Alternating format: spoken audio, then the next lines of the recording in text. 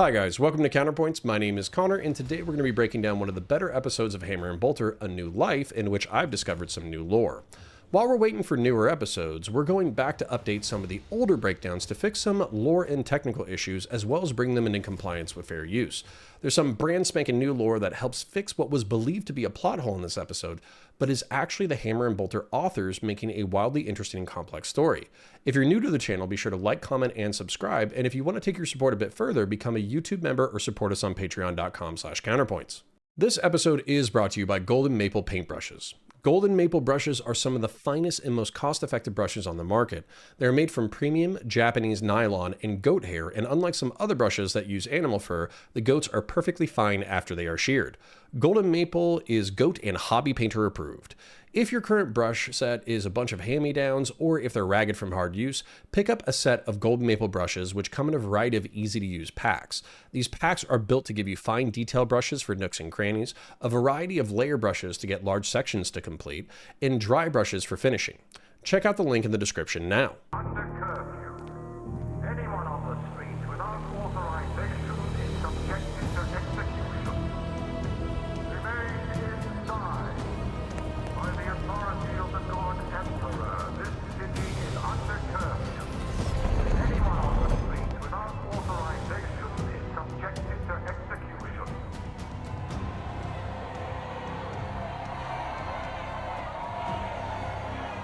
Disperse and return to your habitations.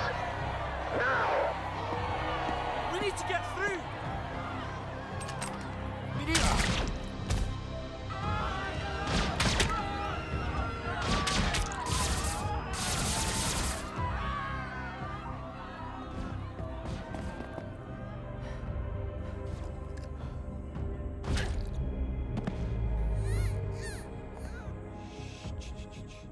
We'll have to go around. You know another way? Yep. But it'll take longer. Then let's hurry.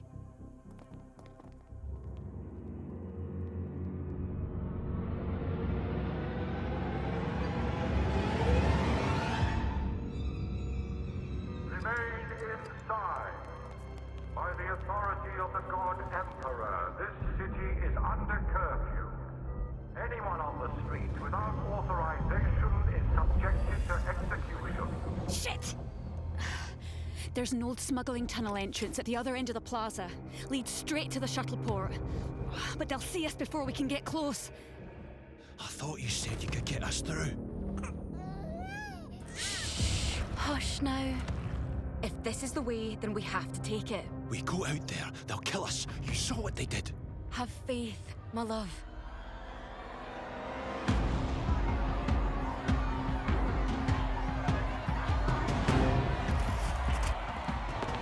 Let us past! You have no right! Let us past! Follow me!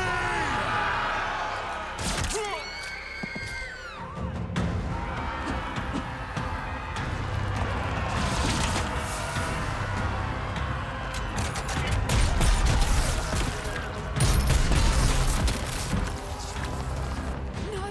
Move!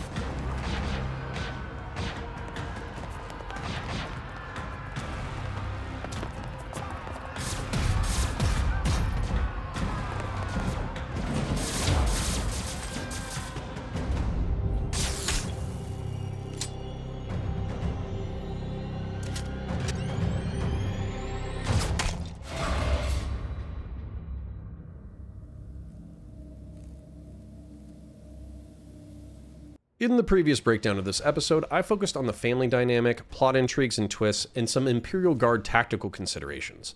In this breakdown, I think this episode is actually a great piece to go over the dynamics of Tyranid invasions and that species as a whole. We are first witness to a desperate family trying to escape, finding that they are just as much under threat by an Imperial lockdown as they are alien monstrosities. The bioships overhead are not the first signs of a Tyranid invasion, and if anything, they are a sign that it's already too late. The chameleonic lictor shown passing by the family unnoticed is an indication that Tyranids have already been here for quite some time.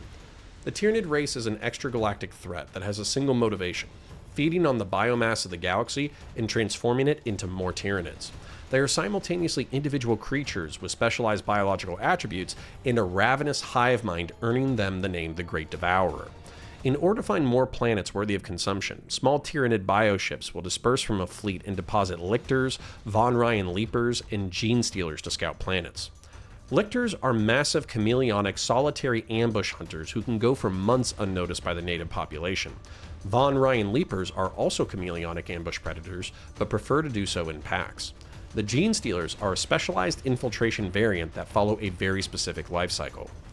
Pure strain gene stealers will infiltrate a planet and will hide, finding the perfect target of an indigenous species. Once a gene stealer has its eyes set, they will bring their prey to them with a psychic lure. Rather than devouring this target, they will inject them with an ovipositor, infecting the host. The host will have a ravenous urge to mate and will return to its species to procreate, spreading the infection. The first gene stealer to infect the population will become a patriarch, larger, faster, and stronger than its brethren as it gorges on sacrifices brought to it in the ever-expanding psychic network under its control. In human populations, the host will infect other members of the species, making them sensitive to the psychic lure. As a group, they will begin to create offspring, the first generation being more mutant gene stealer monsters than human. This mutant infection will be reclusive and hidden, protecting itself from planetary defense forces and inquisitorial eyes. The second generation of procreation will be a step closer to the indigenous species and will form intelligent mutants capable of serving a gene stealer cult. Infected humans and cultists will worship the Tyranid race as saviors, bringing justice and a reckoning to the host population. There is even a cult of the Four-Armed Emperor who have perverted the Imperial creed to their own ends. The third and fourth generations are even closer to humans, with the fourth generation in particular being able to hide in plain, if dimly lit sight. They are fully intelligent as both Tyranid and human life forms, capable of infiltrating complex institutions like the planetary defense forces and local government. A fifth and final generation is born, returning to the design of the pure strain gene stealer. A cycle is intended to end in a call to a hive fleet by the Patriarch, bringing the saviors of the cult and the doom of the planet. Some planets will be too small to be of interest to the hive mind. The splinter fleet sent to consume them will be intercepted and destroyed, or they will be cut off in the warp. This actually happened to the gene stealer cult depicted in the series The Angels of Death. These beacons of psychic light will still burn in the void and send off embers to infect nearby planets, hoping to become big enough to be worthy of devouring. Imperial forces seem to already know that they are fighting off a full-scale invasion and are distrustful of the local population. A curfew has been set, forcing menial Imperial servants to wait for the end in their homes. Riots are stamped out with las fire and impressive heavy bolter fire. Two items of note being the 998 heavy bolter round exploding in the crowd and flinging its target across the plaza, and the Imperial Guard doing an immediate action drill. In the military and law enforcement, if your weapon fails to fire, it can be an improperly seated magazine failing to feed a round into the chamber, or it can be a faulty primer. Either way, the fastest way to get back into the fight is to tap the magazine in, rack the charging handle, and attempt a follow-up shot. There were many critics in my comments of my previous breakdown stating that this doesn't apply to lasguns, but I don't think that's entirely true. While lasguns are known for their reliability and having less moving parts, they also get the crap kicked out of them through hard use in Imperial service. It is not inconceivable that a battery pack can have an unreliable seating mechanism, and a charging latch on the lasgun can be used to connect and disconnect the battery as a safety.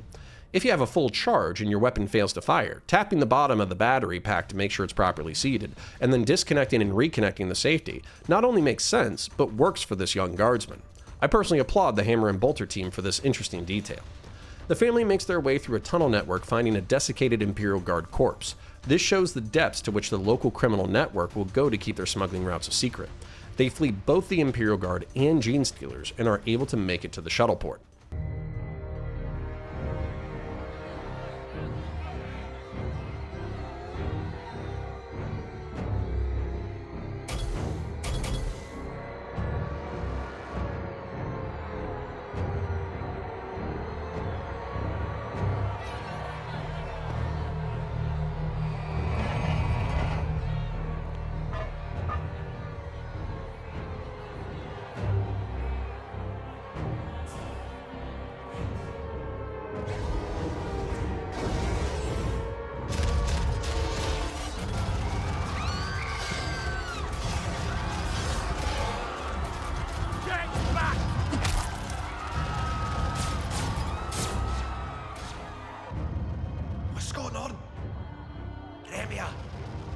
We have to move. The shuttle will be going soon. Shut up.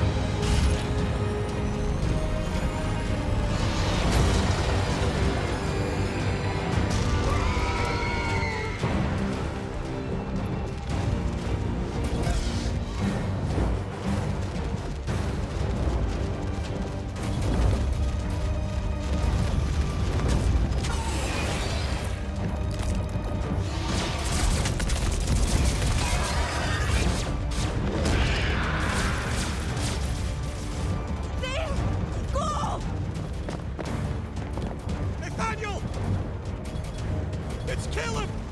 Nathaniel!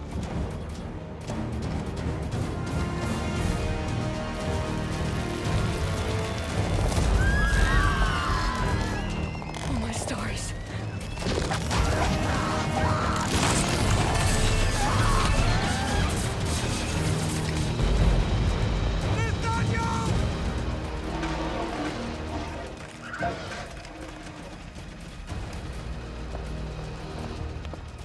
Get back! Let us through! We are... Please! We have a child! Stand down, Sergeant! Let them in. Now! Incoming!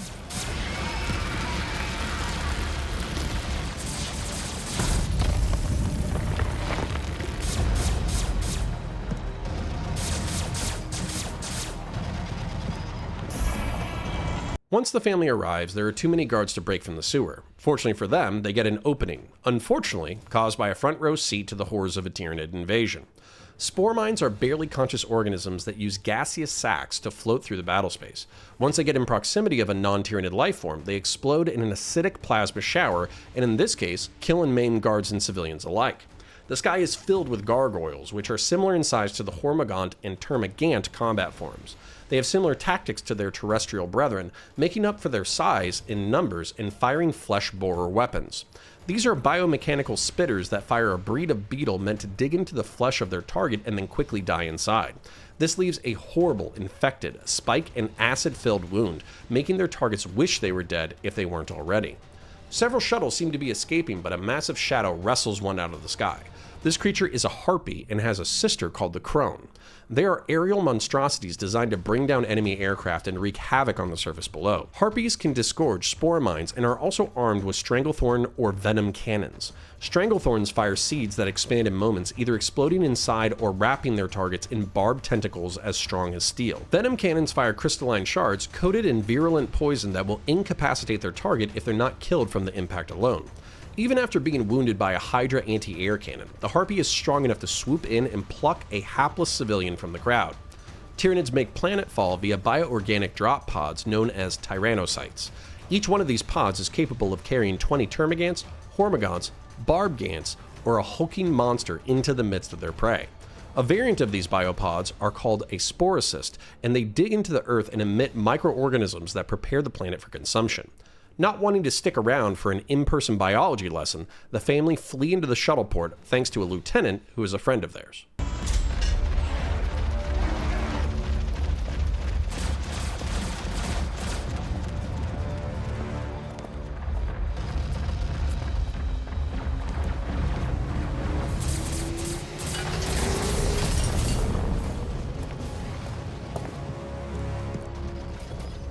Get on that lighter. You'll need this for when you reach the freighter in orbit. There's only space for 2 in the child. What? I'm sorry. No! New life. That's what matters. Thank you for everything. Halt! Lieutenant! Why aren't you at your post? Escorting this group to their designated embarkation point, Commissar. Let me see your documentation. Certainly, Commissar. The craft departing from landing pad Epsilon is reserved for members of the Emperor's Blessed Adeptus Ministorum. Who added these citizens to its manifest? They do not look like priests.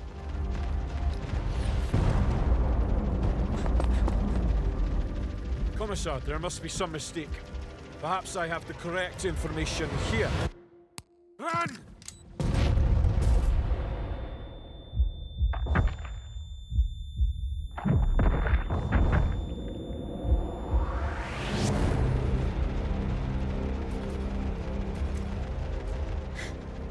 Go!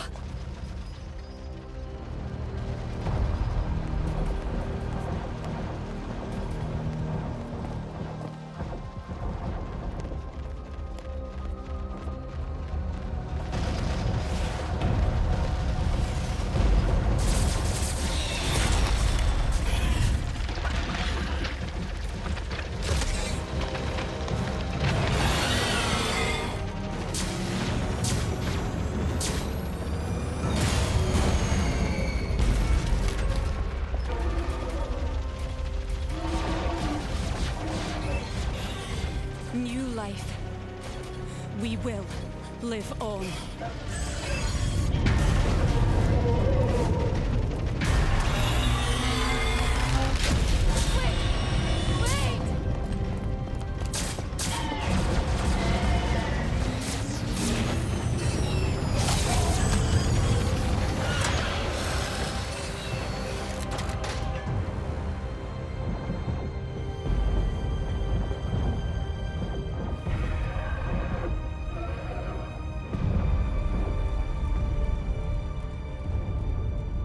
There, little one. You're safe now. You're with your family. Closing on bulkways Genesis. Prepare for docking procedures. We made it. Rest now, Abbot. They will tend your wounds on the Genesis.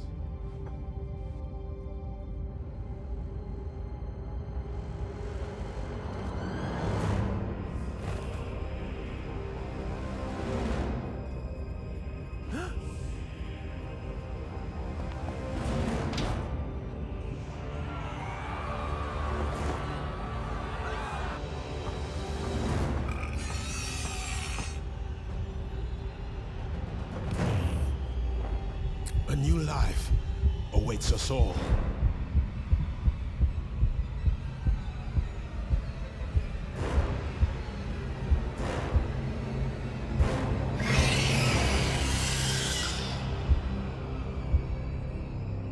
The lieutenant named Nathaniel has been able to get several slots aboard an outgoing shuttle. A shrewd commissar realizes that these evacuees aren't members of the church and are receiving a privilege high above their station.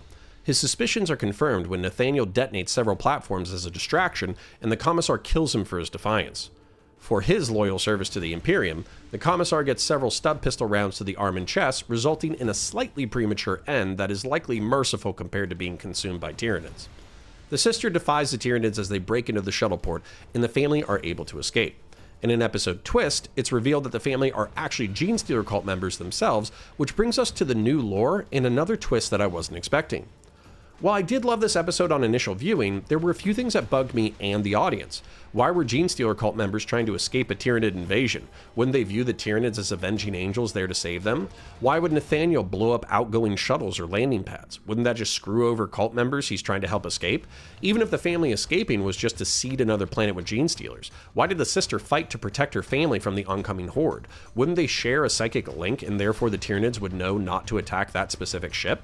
Many, including myself, wrote this up to a simple flaw in the writing and the rule of cool winning over logic, but that isn't entirely true. While researching another video, I found that hive fleets divide themselves up by color, allowing different factions to be identified. As an example, Hive Fleet Behemoth was the first hive fleet to enter the Milky Way, and they have red flesh with black carapace. Hive Fleet Kronos, a fleet that specializes in fighting chaos and demons, sport the inverted colors of black skin with red carapace. Hive Fleet Leviathan, the current largest threat to the galaxy, have off-white skin and purple carapace. When I searched for what Hive Fleet had purple skin and black carapace, I found Hive Fleet Hydra and the plot hole was filled. Hive Fleet Hydra is a comparatively small hive fleet that was found to the galactic east by Dark Eldar raiders. They found a sleeping fleet gently floating towards the galaxy and thought it would be opportune to capture some dormant specimens for the homunculi of the Dark City to experiment on. They accidentally awoke the fleet, causing the party to be captured and butchered. Hive Fleet Hydra has two known unique facets. Firstly, every Synapse creature slain emits a psychic shriek. This guarantees that for every creature killed, all it does is serve for more of the Tyranid combat forms to converge on that position. The second is that Hive Fleet Hydra are scavengers. They swim in the wake of other hive fleets, finding the planets that were too small, the splinter was defeated, or was cut off by the warp. Hive Fleet Hydra is opportunistic and will descend, consuming members of a rival fleet and wary defenders in one fell swoop. The hive mind may be a unified consciousness, but it does pit rival fleets against each other, not in a bitter fight for survival, but in a game of chess to see which is the strongest. The fleet that is defeated will be consumed, and the hive mind is stronger, learning lessons from the contest. That is exactly what happened here. Normally, a patriarch will be subsumed into the Hive Fleet consciousness as the planet is being invaded. There is contradictory lore on how Genestealer cults react to seeing Tyranid fleets, but I think the most logical lore is that they march calmly into acid pits to be consumed alongside their Tyranid brethren. This was not the case, as the patriarch was from a rival fleet, sending the cult into a panic. They had not fulfilled their biological purpose and were at threat of being consumed. The family wished to spread to another system in the hopes that they would be able to reconnect with their Hive Fleet and then in turn defeat Hive Fleet Hydra. How much of this is conscious and how much of this is psychic whispers, I have no idea, but it does shore up the biggest plot hole in the story. It explains why the family fled, it explains why other cult members fled, and it explains why the sister was willing to sacrifice herself against Tyranids from a rival fleet. As for why Nathaniel blew up a few platforms, I could chalk that up either to he planned on blowing up Imperial notables to weaken the Imperium, or these were last-ditch defenses meant to blow up the Void Port as they were being overrun by Tyranids. Either way, it's not necessarily consequential. But I seriously do love this episode and do love the lore that I found that shores the story up. I hope you did as well. If you want to support the channel, please remember to like the video, subscribe to the channel, ring the bell for new videos, and comment for the comment gods. Your viewership alone helps me in the algorithm and is appreciated. If you want to take your support a bit further, please become a YouTube member or join us at patreon.com/counterpoints. Check out other videos on the channel, support our sponsors, and I'll catch you in the next one. Until the end.